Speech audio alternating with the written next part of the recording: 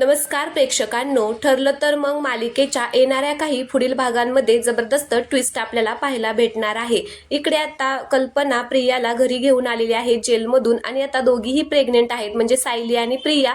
तर त्यांच्या चोर ओटीचा कार्यक्रम करायचं सगळ्यांनी ठरवलेलं असतं। तर आता कार्यक्रमासाठी प्रिया आणि सायली दोघीही तयार झालेले असतात। रविराज आणि प्रतिमा सुद्धा आलेले असतात। मात्र आता रविराज आणि प्रतिमा सायलीचेच लाड करत असतात। रविराज आता प्रियाच्या समोर सायलीला खूपच म्हणजे लाडाने बोलत असतो, तिचे लाड करत असतो, प्रेम करत असतो।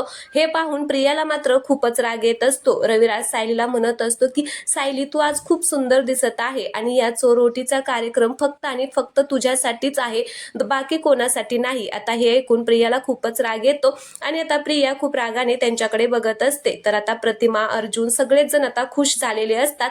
सायली मात्र खूप खुश असते, कारण तिला आई वडिलांचं प्रेम भेटत असतं म्हणून। मग आता प्रियाला खूप राग येतो आणि प्रिया तिथून निघून जाते। तिला आता हे सगळं कौतुक बघवतच नाही। मग ती तिथून निघून आता तिच्या रूम मध्ये जाते आणि सफरचंद खात असते आणि म्हणत असते की काय ते सायलीचं कौतुक चाललंय, एकदा का मला बाळ झालं ना की मग बघा माझे कसे सगळेजण लाड करतायत, पण काय रे देवा, ती सायली पण आता गरोदर आहे, तिला कशाला गरोदर करायचं होतं, म्हणजे माझ्याच बाळाचं लाड झाले असते असं म्हणून आता ती सायलीला खूपच म्हणजे चुकीचं बोलत असते। तर चला, हा छोटासा प्रोमो तुम्हाला आवडला असेल तर व्हिडिओला लाईक करा आणि चॅनलला सबस्क्राईब करा। धन्यवाद।